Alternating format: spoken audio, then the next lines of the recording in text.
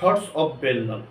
বর্তমানে আপনি ফেসবুকে ঢুকেন বা ইউটিউবে ঢুকবেন, আপনার একটা নামই বারবার চোখে আসবে, সেটা হচ্ছে থটস অফ বেল্লাল।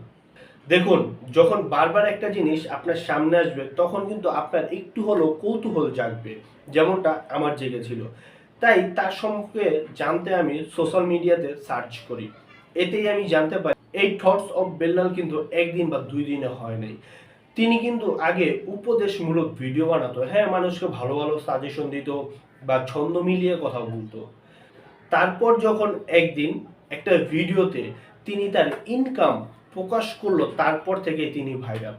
এখন বাংলাদেশে সকলেই চিনে। এমনকি তিনি কোন গ্রামে থাকে, কোন বাড়িতে থাকে, সেই বাড়ি পর্যন্ত পৌঁছে যাচ্ছে বাংলাদেশের সাংবাদিকরা।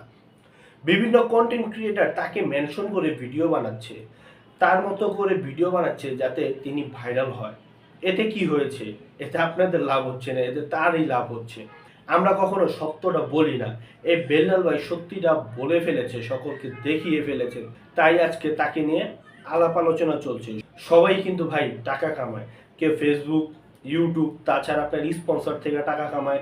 বিভিন্ন ব্র্যান্ডের সাথে মানুষ জড়িত হয়ে যায়, এখন কন্টেন্ট ক্রিয়েটররা এভাবে কিন্তু টাকা কামাচ্ছে। কিন্তু সকলে কিন্তু প্রকাশ করে না, কারণ আমরা বাঙালি জাতি, আমরা মানুষের ভালো দেখতে পারি না, তাই কেউ প্রকাশ করতে চায় না। এই লোকটা যখন প্রকাশ করলো তারপরই তিনি ভাইরাল হয়ে গিয়েছে।